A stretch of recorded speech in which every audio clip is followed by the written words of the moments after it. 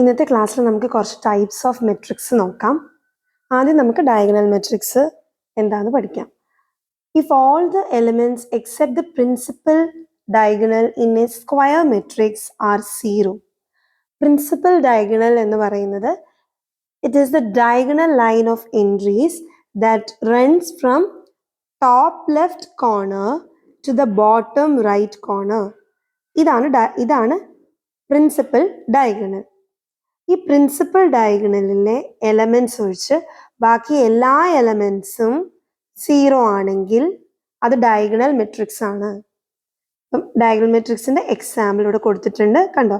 Principal മെട്രിക്സിൽ മാത്രമേ non zero അല്ലാത്ത elements ഉള്ളൂ, ബാക്കിയെല്ലാം സീറോ ആണ്. ഓക്കെ, അതാണ് ഡയഗണൽ മെട്രിക്സ്.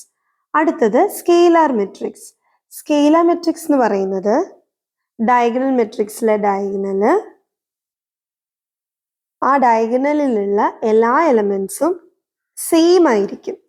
കണ്ടോ, ഇതിന്റെ എക്സാമ്പിൾ ആണ് ഇവിടെ കൊടുത്തിരിക്കുന്നത്. ഈ ഡയഗണലിലെ എലമെന്റ്സ് എല്ലാം സെയിം ആണ്, എല്ലാം -7 ആണ്. സോ അതാണ് സ്കെയിലാർ മെട്രിക്സ്. അടുത്തത് ഐഡന്റിറ്റി മെട്രിക്സ് അല്ലെങ്കിൽ യൂണിറ്റ് മെട്രിക്സ് എന്താണെന്നുള്ളതാണ്. ഇതില് പ്രിൻസിപ്പൽ ഡയഗണലിലെ എല്ലാ എലമെന്റ്സും 1 ആയിരിക്കും. അതാണ് ഐഡന്റിറ്റി മെട്രിക്സ് എന്ന് പറയുന്നത്. ഓക്കെ, അടുത്തത് നോട്ട് ചെയ്ത് വെക്കേണ്ട കാര്യമാണ്, all identity matrices are scalar matrix.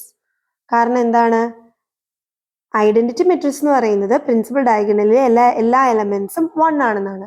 That means എല്ലാ എലമെന്റ്സും സെയിം അല്ലേ, ഈക്വൽ ആണ്. സോ സ്കെയിലാർ മെട്രിക്സിന്റെ പ്രോപ്പർട്ടി എന്താണ്, അത് തന്നെയല്ലേ. ഡയഗണൽ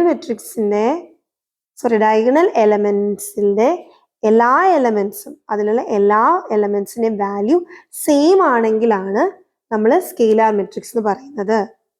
സോ അതുകൊണ്ടാണ് all identity matrices are scalar matrix എന്ന് പറയുന്നത്. All scalar matrices are diagonal matrices. All diagonal matrices are square matrix. Square matrix ആണെങ്കിലല്ലേ നമുക്ക് പ്രോപ്പറായിട്ട് ഡയഗണൽ നമുക്ക് കിട്ടുള്ളൂ. സോ ഇതാണ് ഇമ്പോർട്ടൻ്റ് ആയിട്ടുള്ള കാര്യമാണ്, ഇത് നോട്ട് ചെയ്ത് വെക്കുക. Thank you.